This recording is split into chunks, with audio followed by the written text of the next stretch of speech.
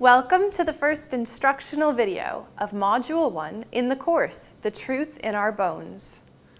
In this video, we will learn about two things. First, we'll provide a basic overview of how the skeleton and the teeth form and grow. And second, we'll show you how we can use this growth process to estimate the age at death of an individual who was still growing. You will frequently hear us use the term subadult. Other osteoarchaeologists use the term non-adult. And what we mean by this is anyone under the age of about 18 years. We don't use the term child or juvenile for this because those terms have a more specific meaning in many fields. For example, by one scheme, there are 5 age categories within subadulthood. The fetal period occurring obviously before birth, infancy occurring from birth to 2 years of age, childhood from 3 to 6 years, the juvenile period from 7 to 12 years of age, and adolescence from 13 to 17 years. After the age of 18, skeletal growth is minimal, being completed by your mid-20s, and you are categorized, physically at least, as an adult. The methods we use to estimate age in adults are very different from those that we use in subadults, as you will see.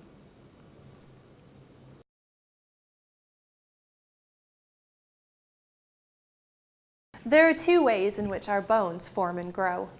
The first is called endochondral ossification and is how most of your bones develop, including the long bones such as those in your arms and legs.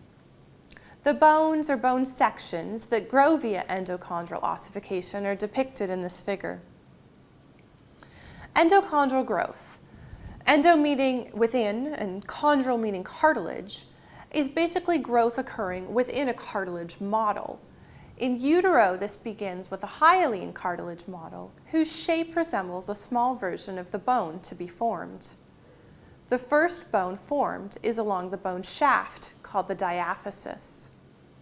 Here, bone cells deposit unmineralized bone called osteoid. This area in the diaphysis is termed the primary ossification center, and secondary ossification centers occur at the ends of the bone and are called the epiphyses. There's a growing cartilage layer between the 2 areas, a point called the metaphysis, and this is where osteoid is deposited as a bone grows in length.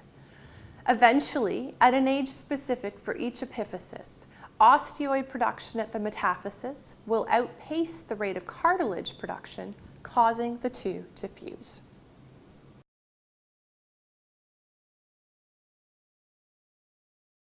So, how can we use our knowledge of endochondral growth to estimate the age when someone died? We'll tell you about 3 major ways this works. First, did you know a newborn infant has more bony elements than an adult? A newborn has around 300 bony elements. An adult usually has 206. This is because in subadults, the separate pieces of many bones have not yet fused together. Also in subadults, some bones don't form until later. Babies have cartilaginous precursors of many bones, such as the kneecap called the patella. And it's not until the age of 3 to 5 years that the kneecaps turn into bone. In fact, a 4-year-old has more bony elements than a newborn because those cartilaginous precursors have by then started to ossify.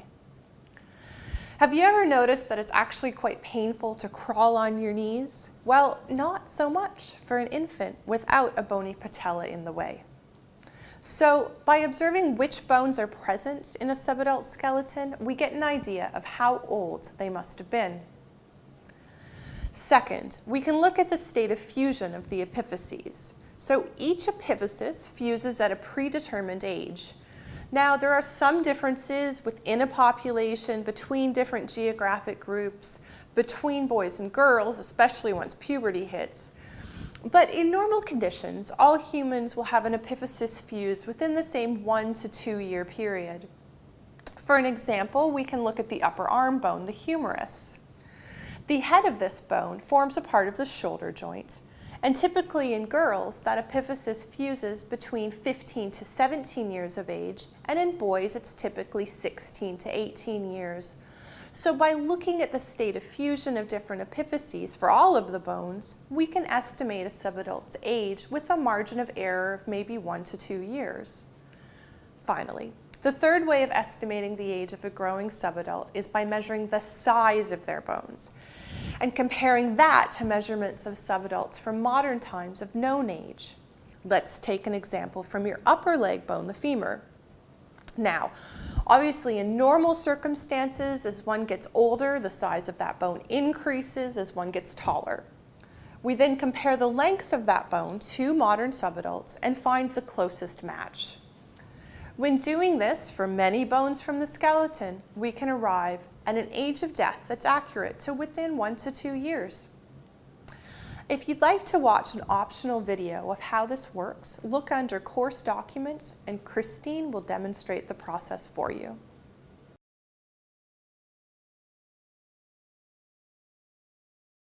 Now, let's take a step back and recall that there were 2 types of bone growth. We've learned about endochondral bone growth, but what about this other type? You may have noticed we've not yet talked about the skull. That's because most of the bones of the skull, especially the thin bones making up the vault and part of the face, are formed by intramembranous ossification. As the name implies, this means that bone forms within or intra a membrane. This process does not involve cartilage. The bones or sections of bone that form via intramembranous ossification are depicted in this figure. So what happens? Connective tissue forms in sheets at sites where flat bones, the intramembranous bones, will eventually be. Some of the cells in the connective tissue will differentiate into osteoblasts, which you'll recall lay down unmineralized bone called osteoid. These osteoblasts begin to lay down spicules in the middle of the connective layer. These eventually connect to each other to form a network of trabeculae, creating a type of bone called cancellous or spongy bone. As the osteoblasts continue to lay down osteoid, eventually bone begins to accumulate along the outer and inner edges or plates of the membrane. This bone is much more dense and flat and is called compact bone. So essentially, this process creates a sandwich. 2 layers of compact bone forming the bread, and the spongy bone in the middle as the filling.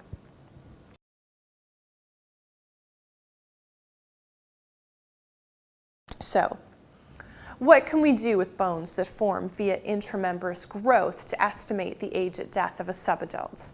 We'll explain how one such method works. You're probably familiar with the soft spots on a baby's head. Well, these are real areas on the skull of a newborn or an infant, and they're called fontanelles. It's where bone has not yet formed. Instead, there's a tough fibrous material in that spot. Fontanelles enable the bony plates of the skull to flex during birth and also facilitate fast growth of the cranium during infancy. But just as the epiphyses have set ages during which they fuse, the fontanelles have set ages during which they close over. As seen in this figure, some of the smaller ones close over within a few weeks after birth. The larger one on the back of the cranium closes around 1 to 3 months of age, and the largest one on the front top of the cranium is the last to fully close by 18 to 24 months. So this gives us a 4th way to estimate the age of a subadult. If we have the skull of a fetus or an infant, we can use the state of fontanelle closure to estimate its age.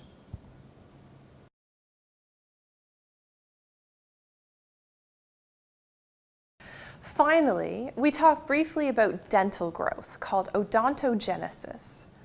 To understand how teeth grow, it's necessary to learn about their different parts, the different tissues they are composed of. This diagram shows the hard outer crown layer called enamel, the inner, softer crown layer called dentin, the root of the tooth here surrounded by a thin layer called cementum, and the pulp cavity, which exists inside the tooth and allows connection of the tooth to the body's nerve and blood supply.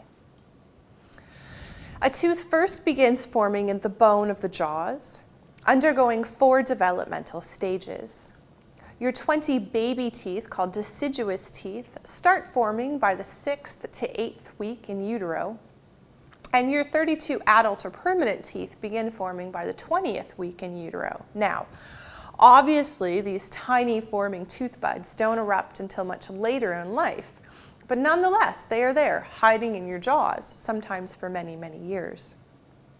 So, teeth slowly increase in size in an orderly fashion. The tooth crown develops from the bottom to the top and then adds layers outwardly, whereas the root gradually gets longer in the opposite direction.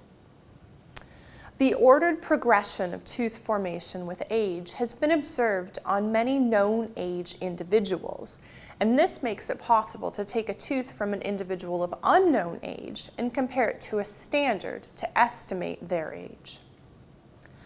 As you probably already know, teeth erupt through the bone and gums at certain ages. This figure shows the average age of eruption of the baby, the deciduous teeth, and similar figures exist for the average age of eruption of the adult permanent teeth. So we can look at the pattern of dental eruption of a subadult and compare that with standards of eruption for similar geographic groups to estimate how old someone was when they died. Dental formation and eruption are less affected by environmental disruptions such as malnutrition and illness. So actually, they're our most accurate and most precise method of subadult age estimation that we have. If you want to see Anna Marin estimate the age of a subadult based upon the state of their dental formation and eruption, go to a video under course documents.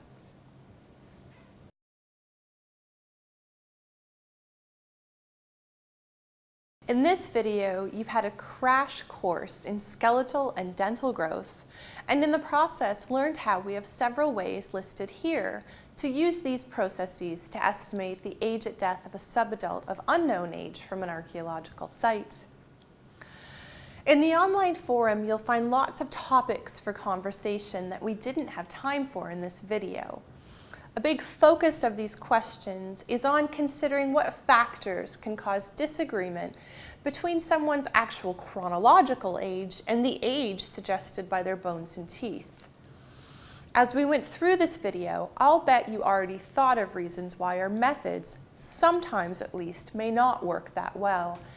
And this is a big area of study in osteoarchaeology, as we strive to use methods that are as accurate as possible. So please join in the discussion. Coming up next is how we estimate the age at death of adults for whom growth has ceased. See you there.